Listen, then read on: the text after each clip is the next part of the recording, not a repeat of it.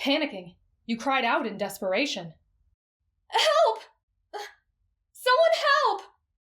The following seconds that ticked by felt like hours before someone hearkened your call. Azul, of all people, happened to be nearby and rushed to your side to aid you. The redhead's eyes were shut tightly as he panted, and he was very obviously starting to sweat. What happened to him? Ashen Grotto seemed baffled to see the usual pristine and polished Heart's-Label housewarden in such a vulnerable condition. "It was an accident! I didn't mean to!" He instantly deduced by your frazzled state the amount of culpability you must have possessed in this situation. He knit his brows at you in suspicion. "What have you done?" "It was just a little love potion. It worked on the hedgehog." That was all the information you managed to babble out, as Azul scooped the smaller young man up in his arms. It was a good thing he took the initiative, as your own building hysterics were making your body quake too much to be a stable mode of transportation. "You're in love with Riddle?" he squawked out, and his exclamation almost sobered you up completely. "What? No! Why would you think that? Why else would you give somebody a love potion?" You fell mute at that, unable to contend with such straightforward logic. It must have been a sight to behold, you and Azul screaming at each other while carrying Riddle to the infirmary. But you didn't care about the stairs right now. You were far too concerned about what was going to happen to your classmate. You were certain the dose was correct. You had made it properly, safely. How could it have caused him so much harm? And why, oh why, hadn't you pursued healing potions and antidotes? Guilt threatened to swallow you up as you watched poor Riddle burn up from a terrible fever. Pale face flushed and pulse erratic. Lovesick. It didn't take long for the nurse to connect the dots on what had happened, and scolded you harshly for it. And finally, the dark mystery of his illness was dragged into the light. "Didn't you read the precautions?" "Huh? Of course I do. You can't give a love potion to somebody who already has feelings for you." "What? I didn't! We're barely acquaintances." "Well, it's a mighty shame you feel that way, 'cause that boy in there loves you." "I'm sure he does right now!" You hollered back at her, voice thick with exasperated sarcasm. But the nurse didn't waver. She simply continued on with her diagnosis. No. In order for him to be exhibiting these particular symptoms, he would have had to be in love with you before you gave it to him. "But that's impossible!"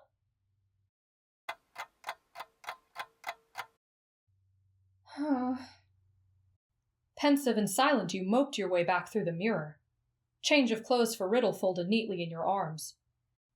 The garb chosen was his baggy gym uniform, which he had bought purposefully large under the naively optimistic assumption that he'd grow taller.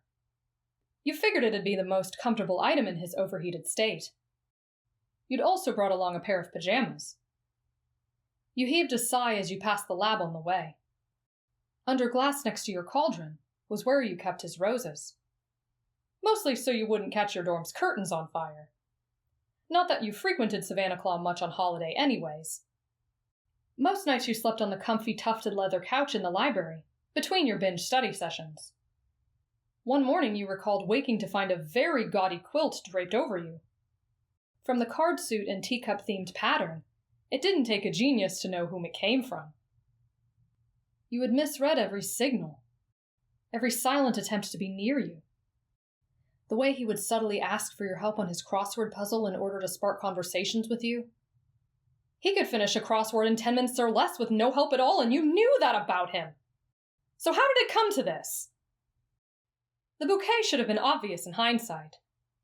A dozen or so roses, a symbol of love and beauty. On fire, nonetheless. Obviously an indication of burning romantic interest. A heart alight. Duh, traveler!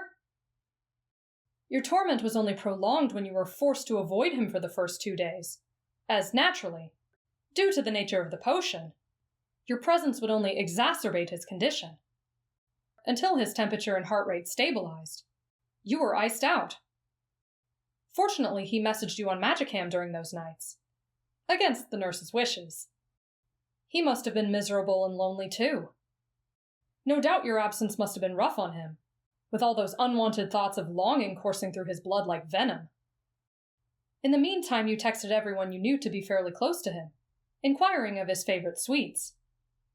Riddle was too prideful, you were sure, at least when the lovesick delirium ebbed, to tell you himself and allow you to wait on him in such a fashion. But you felt you at least owed him some sort of apology gift. On the third morning you tried your hand again, but this time the nurse took pity on you. Or Riddle. You weren't sure which. And let you in. You had no idea how to prepare for the encounter. You were half expecting him to yell at you, or at least give you a good condescending lecture the way he does. But when you finally slipped through that gray door, he looked like he'd been missing you for months. Traveler. He declared your name with more syrupy sweetness than you'd even thought possible. Clearly the potion was still in effect. I was hoping you'd come today. Of course I came. They wouldn't let me in to see you until now. It was now you took a moment to look him over. He was resting in his pajamas. A faint beeping sound drew your attention to a little monitor attached to his chest, peeking through the open buttons. At first glance, he still appeared feverish. As you approached, he slid the cool rag off his forehead and dropped it into the porcelain bowl on his bedside table. How are you feeling?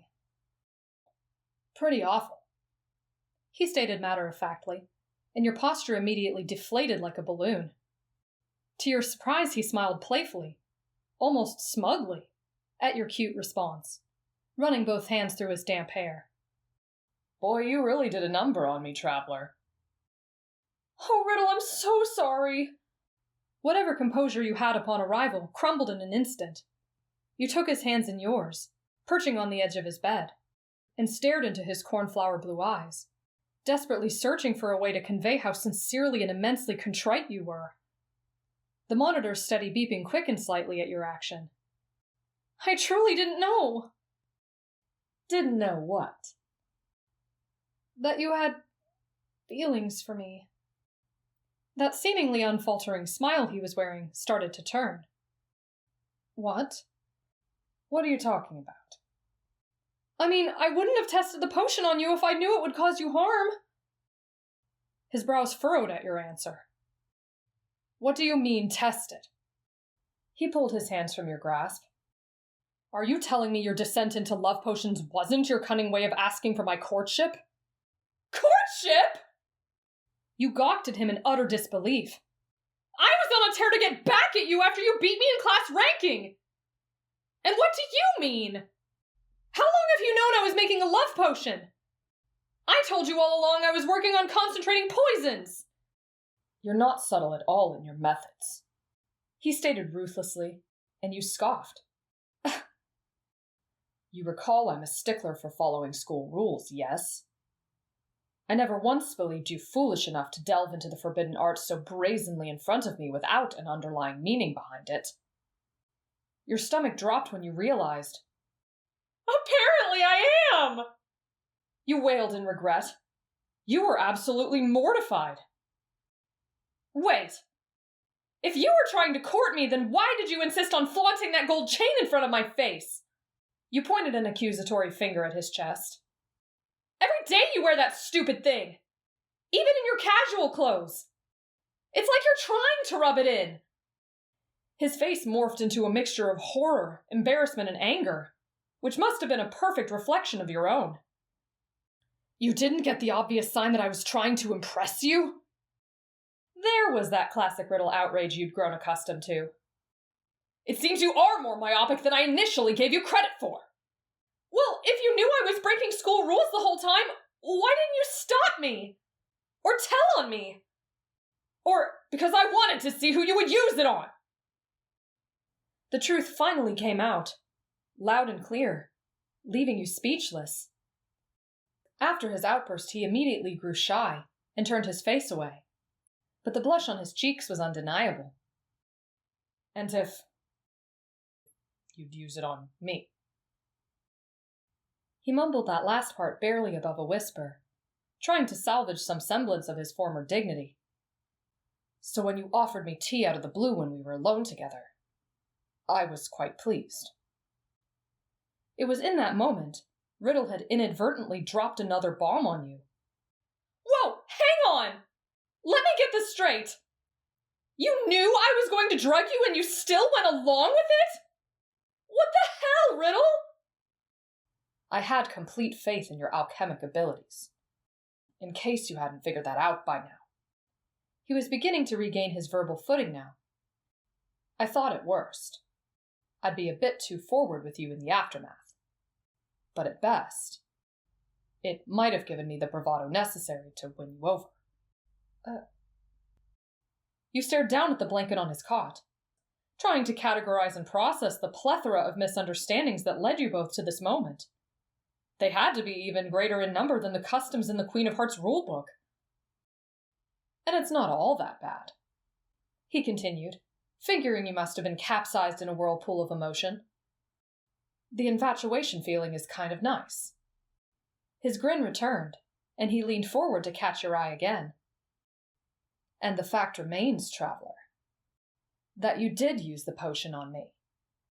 Using his curled index finger, he lifted your chin in a charming sort of way, warm assumption in his gaze. So where do we go from here, my little white rabbit? It was exactly as you feared. He had read into your intent the way anyone naturally would, the way Azul had in an instant. And you realized in this whole endeavor that you really hadn't considered anyone's feelings at all but your own. You were diabolical, selfish, and it felt like you were being torn in half, face to face in the mirror with your darker self. Is this how overblot happens, you had to wonder? Riddle, I have to tell you something. Don't do it! Your conscience screamed out. Haven't you caused him enough pain already? The reason I gave you the love potion isn't what you think. To be continued.